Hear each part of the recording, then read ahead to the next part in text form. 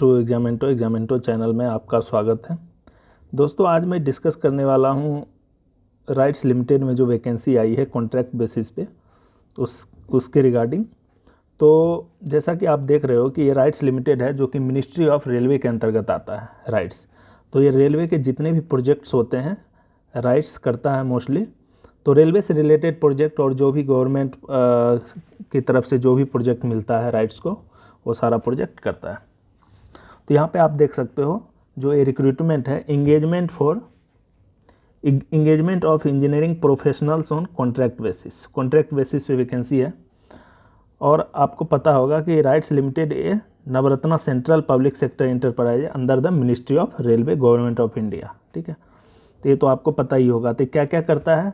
Multi disciplinary consultancy organisation है। क्या क्या चीज़ में काम करता है? ट्रांसपोर्ट सेक्टर में, infrastructure development and related technologies में। ठीक है, तो ट्रांसपोर्ट और इंफ्रास्ट्रक्चर डेवलपमेंट रिलेटेड जितना भी वर्क होता है वो राइट्स करता है।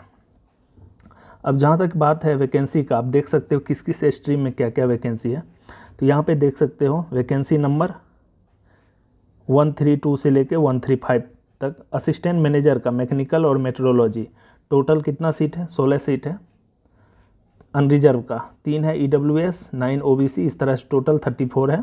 फिर इलेक्ट्रिकल या इलेक्ट्रॉनिक्स के लिए जो कि असिस्टेंट मैनेजर का पोस्ट है वो है 28। असिस्टेंट मैनेजर सिविल के लिए 5 है जो कि टोटल नंबर ऑफ पोस्ट है 8। 5 अनरिजर्व का है और 2 पोस्ट किसका है? CS और IT, कंप्यूटर साइंस और इंफॉर्मेशन टेक्नोलॉजी पोस्ट के लिए। और मैक्सिमम एज क्राइटेरिया क्या रखा है? 40 ईयर्स। और जो लास्ट डेट है दोस्तों, ये आप लास्ट डेट जो है 29 है, 29/4/2024, मतलब 29 अप्रैल है। तो अभी 9 दिन का टाइम है, 8-9 दिन का। आप तो इस फॉर्म को अप्लाई कर सकते हो। तो दोस्तों क्या होता है कि सबके मन में ऐसा होता है कि कॉन्ट्रैक्ट बेसिस का वैकेंसी है तो कितना साल के लिए? 2 साल 3 साल के लिए रहेगा। तो देखो क्या होता है कि जब कोई आप रिप्यूटेड ऑर्गेनाइजेशन में काम करते हो तो वो जो आप वहाँ पे, जैसे सपोज करो कि आप कहीं प्राइवेट सेक्टर में हो या कहीं गवर्नमेंट सेक्टर में हो, कॉन्ट्रैक्ट बेसिस पे वो तो अप्लाई कर सकते हैं क्योंकि राइट्स लिमिटेड का जो एक्सपीरियंस है वो काउंट होता है। और यहाँ पे आपको डाइवर्सिटी है एक्सपीरियंस में, मतलब आपको जो भी वहाँ पे रोल मिलेगा उसके अंतर्गत जो भी आप काम करेंगे उसमें आपको ज़्यादा वैल्यू एडेड मिलेगा अपने आप में। तो आगे करियर ग्रोथ के लिए भी ज़्यादा बेनिफिशियल है। ठीक है, तो इसलिए जो भी प्राइवेट सेक्टर में जिसके पास एक्सपीरियंस है वो अप्लाई कर सकते हो, या गवर्नमेंट सेक्टर में जो किसी PSU में काम कर रहे हो या किसी भी सेक्टर में काम कर रहे हो जिसके पास एक्सपीरियंस है relevant field like mechanical, metrology, electrical, electronics या सिविल, कंप्यूटर साइंस, IT, तो अप्लाई कर सकते हो। मैक्सिमम एज लिमिट 40 है, तो एज लिमिट का कोई दिक्कत नहीं है यहाँ पे। अब देखो यहाँ पे बात करते हैं मिनिमम क्वालिफिकेशन क्या क्या होना चाहिए और एक्सपीरियंस। तो यहाँ पे देख सकते हो अगर असिस्टेंट मैनेजर मैकेनिकल के लिए अप्लाई करना चाहते हो तो फुल टाइम बैचलर डिग्री होना चाहिए मैकेनिकल इंजीनियरिंग में, technology in mechanical production industry, जो भी मैकेनिकल से रिलेटेड है उसमें आपको क्या होना चाहिए? क्वालिफिकेशन होना चाहिए। एक्सपीरियंस जो minimum post qualification work experience criteria है 2 साल का होना चाहिए वर्क। किसमें? अब इसमें से जितना मेंशन है, जैसे क्वालिटी असेसमेंट, क्वालिटी कंट्रोल या TPI या vendor assessment, material testing, production maintenance, consultancy, tools making, tools inspection, civil construction, electrical and या electronics equipment testing and inspection, इसमें से किसी भी फील्ड में अगर आपका एक्सपीरियंस है तो आप एलिजिबल हो इस पोस्ट के लिए। असिस्टेंट मैनेजर मैकेनिकल या असिस्टेंट मैनेजर इलेक्ट्रिकल इलेक्ट्रॉनिक्स के लिए भी आप देख सकते हो यहाँ पे मेंशन है electrical and electronics, equipment testing and inspection. अब जैसे इक्विपमेंट टेस्टिंग मतलब आ गया, जैसे कि सपोज करो कोई प्राइवेट सेक्टर में है तो जो जैसे रिले टेस्ट करता है, ठीक है, रिले टेस्ट कर रहा है वो भी अप्लाई कर सकता है। CT PT टेस्ट, ट्रांसफार्मर का 10 डेल्टा टेस्ट, ठीक है, वाइंडिंग जैसे ट्रांसफार्मर का बुशिंग का 10 डेल्टा हो गया। तो जितना भी टेस्टिंग इक्विपमेंट होता है, ठीक है, जो भी इलेक्ट्रिकल सेक्टर में यूज होता है जो भी, तो वो आप इस फॉर्म को क्या कर सकते हो? अप्लाई कर सकते हो। इलेक्ट्रिकल से रिलेटेड ऐसा कोई नहीं कि आपको टेस्टिंग में होना चाहिए, किसी भी आप सपोज करो आप कमीशनिंग में हो, इरेक्शन में हो, ठीक है, जिस भी फील्ड में हो आप इस फॉर्म को अप्लाई कर सकते हो। बस 2 साल का आपका क्या होना चाहिए? एक्सपीरियंस होना अनिवार्य है। तो इसमें भी full time bachelor degree in electrical and electronics, power supply, instrumentation control, industrial electronics and instrumentation, applied electronics. तो जिस आप यहाँ पे देख सकते हो, जो भी जिसके पास भी मिनिमम क्वालिफिकेशन का डिग्री है, जितना भी मेंशन है इसमें से वो अप्लाई कर सकते हो, लेकिन आपको उस फील्ड में 2 साल का एक्सपीरियंस होना अनिवार्य है। नेक्स्ट चलते हैं असिस्टेंट मैनेजर सिविल का। सिविल का देख सकते हो full time bachelor degree in civil engineering. तो सिविल का एक्सपीरियंस आपको यहाँ पे ऑलरेडी काउंटेड है, क्या क्या है, क्वालिटी असेसमेंट, क्वालिटी कंट्रोल जो भी है, ठीक है, मटेरियल टेस्टिंग, प्रोडक्शन, मेंटेनेंस जो भी है, तो ये सब किस में आ जाएगा, सिविल में। फिर असिस्टेंट मैनेजर आईटी और सीएस, तो कंप्यूटर रिलेटेड वर्क यहाँ पे देखिए, minimum 2 year of post qualification work experience in IT and CS, software development, API, mobile app, etc. जिसके पास भी 2 साल का एक्सपीरियंस है तो उसमें आप इस फॉर्म को डाल सकते हो। यहाँ पे सबसे अच्छी बात यह है कि यहाँ पे सिर्फ एक्सपीरियंस दिखा है, इसमें ये नहीं बताया कि किस स्केल पे आपका एक्सपीरियंस होना चाहिए। सपोज करो कोई प्राइवेट सेक्टर में और जिसको 15,000 भी महीने का मिल रहा है तो भी इस फॉर्म को डाल सकता है, क्योंकि यहाँ पे कंडीशन बिल्कुल है ही नहीं कि आपके पास कितना किस पे आपका होना चाहिए मिनिमम एक्सपीरियंस। क्योंकि बहुत सारे आप देखते होंगे कॉन्ट्रैक्ट वैकेंसी जो भी आता है फिक्स टर्म बेसिस का, तो उसमें भी ये मेंशन रहता है कि आपको इतना 200 करोड़ कंपनी में काम होना अनिवार्य है, वर्क एक्सपीरियंस होना अनिवार्य है। तो इसमें ऐसा कुछ मेंशन नहीं है।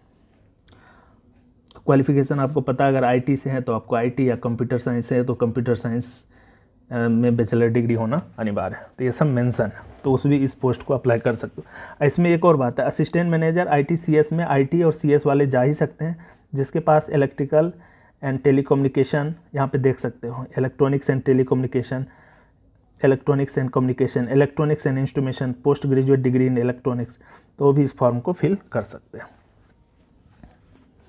तो जो रिजर्वेशन है वो तो सेम ही रहता है, ठीक है। रिजर्वेशन एज पर जो गवर्नमेंट ऑफ इंडिया का जो रूल है उसके अनुसार आपको रिजर्वेशन मिल जाएगा। तो यहाँ पे कुछ डिसेबिलिटी का क्राइटेरिया दिया है, इसको आप लोग देख लीजिएगा, इसमें ज़्यादा कुछ बताने के लिए नहीं है। अगर मैं बात करूँ सिलेक्शन प्रोसेस की, सिलेक्शन प्रोसेस जो होता है, रिटन टेस्ट होगा आपका, fulfilling the condition of eligibility criteria, जब आप एलिजिबल हो जाएंगे तब आपका रिटन टेस्ट होगा, आपको शॉर्ट लिस्टेड करेगा, जब भी एडमिट कार्ड आपको इशू करेगा, जब वो पूरा कंडीशन आप सेटिस्फाई करेंगे, ठीक है। Shall be short listed for interview. तो रिटन टेस्ट के बाद क्या होगा, फिर इंटरव्यू होगा। जब तो रिटन टेस्ट का वेटेज क्या होगा, रिटन टेस्ट का वेटेज है 60% और इंटरव्यू का 40%।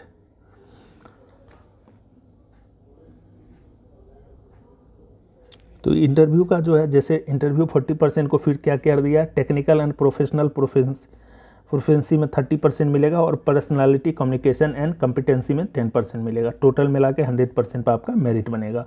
क्वालिफाइंग मार्क मिनिमम 50% होना चाहिए अनरिजर्व EWS के लिए और 45% SC ST OBC non creamy layer या PWD, ठीक है। तो ये आपका क्या है, मिनिमम क्वालिफिकेशन होना, मिनिमम क्वालिफाइंग मार्क इतना होना अनिवार्य है। Candidate will be call for interview in the ratio of 1/6। मतलब ये अच्छा है कि मतलब सपोज करो कि जिसका रिटर्न में अगर कम नंबर भी है तो 1/6 का मतलब अगर 10 सीट है किसी भी पोस्ट के लिए तो टोटल 60 कैंडिडेट को बुलाएगा, किसके लिए, इंटरव्यू के लिए, ठीक है। तो एक अच्छा एडवांटेज है 1/6। और जो रिटन टेस्ट होगा 125 क्वेश्चन आएगा, ऑब्जेक्टिव टाइप क्वेश्चन, और 1 मार्क का ईच रहेगा, और टोटल टाइम कितना मिलेगा, 2.5 घंटा मिलेगा, ठीक है। और जो PWD कैंडिडेट है, कैटेगरी का कैंडिडेट होगा, उसको एडिशनल 50 मिनट मिलेगा।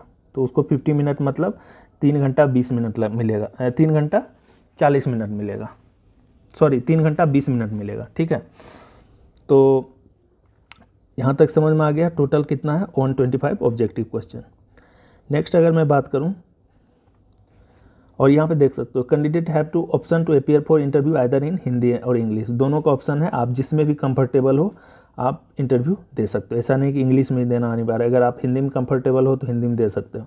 Nature and period of engagement, देखो क्या होता है कि कोई भी कंपनी जब फिक्स टेन्योर पे निकालती है, कॉन्ट्रैक्ट बेसिस पे वैकेंसी निकालती है, तो उसमें मिनिमम 1 ईयर का रहता है, ठीक है, लेकिन एक्सटेंडेबल रहता है आपका एज पर परफॉर्मेंस। तो राइट्स में क्या होता है, राइट्स में मेरा दोस्त भी था पहले, तो उसका एक्सटेंड हुआ था, ठीक है, 1 साल कंप्लीट होने के बाद फिर एक्सटेंड हो जाता है 1 साल, फिर 1 साल, तो ऐसे कर करके 4-5 साल तक तो आप आराम से रह सकते हो, ठीक है। और एक्सपीरियंस अगर आपको हो जाएगा वहाँ पे, आप अगर 2-3 साल काम कर लेंगे तो एक्सपीरियंस बेसिस पे वैकेंसी बहुत सारा आता है, जो परमानेंट जॉब के लिए भी एलिजिबल हो जाएंगे। तो आप कहीं भी डाल के, कहीं भी थोड़ा साइड से अगर तैयारी रहेगी आपकी तो आप आराम से निकाल सकते हो परमानेंट जॉब, ठीक है।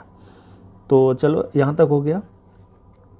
अगर मैं यहाँ पे पे पर्क वगैरह की बात करूँ, कितना सैलरी वैलरी का जो भी है, तो यहाँ पे रिम्यूनरेशन देख सकते हो, pay allowances and perk for the post would भी, तो यहाँ पे बेसिक पे कितना होगा 23,340, जो जब भी ज्वाइन करेंगे इतना बेसिक मिलेगा। इस पे अलाउंसेस अगर नॉन मेट्रो सिटी में है 70%, अगर मेट्रो सिटी में है, ठीक है, तो 75%, अदर देन मुंबई बेंगलोर, अगर मुंबई और बेंगलोर में है तो 80%।